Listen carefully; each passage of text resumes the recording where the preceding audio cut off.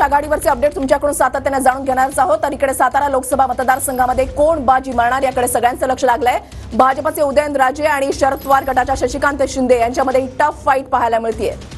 संतोष नरवडे आमचे प्रतिनिधी आमच्या सोबत आहेत। थेट जाऊया संतोष यांच्याकडे। संतोष,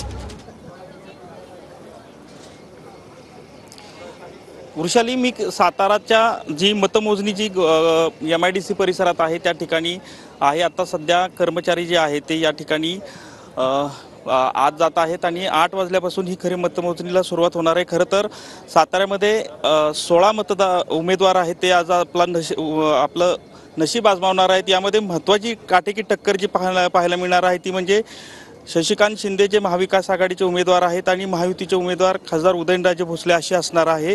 यामध्ये प्रामुख्याने सांगायचं झालं तर जवळपास 20 फेऱ्या विधानसभा न्याय ज्या आहेत त्या साधारणतः पहिल्या ह्याच्यामध्ये 16 कमीत कमी असणार आहेत, तर 23 फेऱ्या ज्या आहेत त्या 23 फेऱ्या ज्या आहेत त्या होणार आहेत।